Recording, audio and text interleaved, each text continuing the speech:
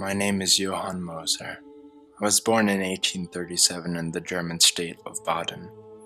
My people were poor farmers, and from childhood on, I worked in the fields with my fathers and brothers.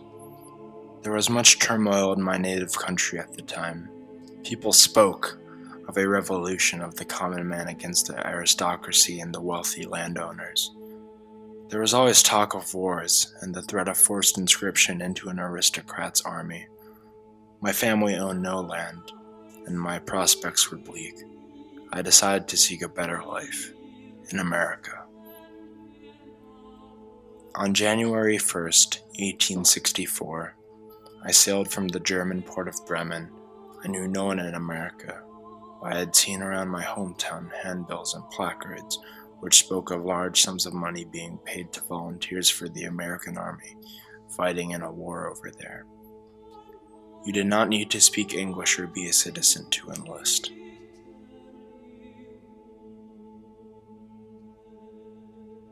It was a long voyage, very cold, with rough seas, and many of my fellow passengers were ill. It was crowded below the decks, but I spoke with some men of my own age who had similar ideas as mine about joining the American Army. I knew among the reasons the war was being fought was to abolish the evils of slavery and restore the union of the American states. The American states were being torn apart, much like the turmoil being experienced of the disunited German states. The struggle seemed similar. We landed in the port of New York the second week of February.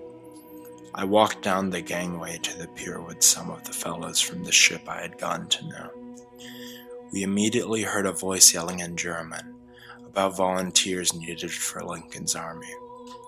The man was talking about the large bounty being paid, even to new immigrants like us.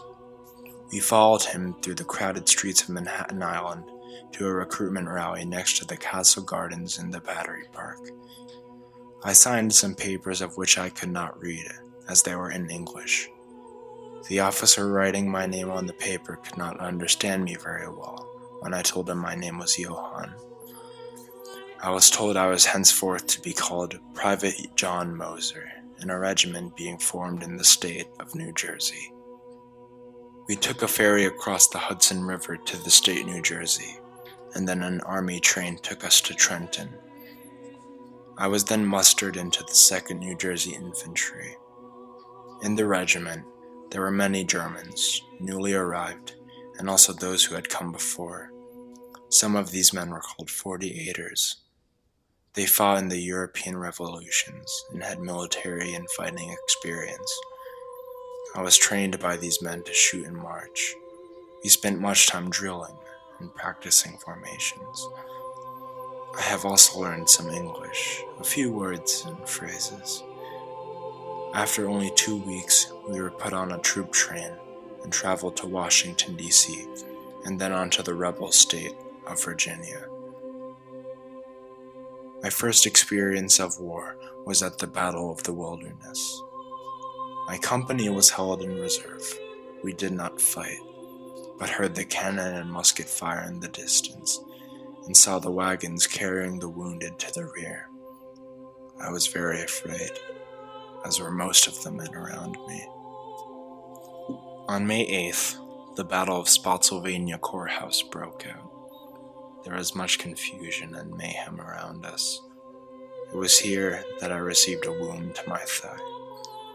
I cannot remember much about what happened. I was thrown violently to the ground.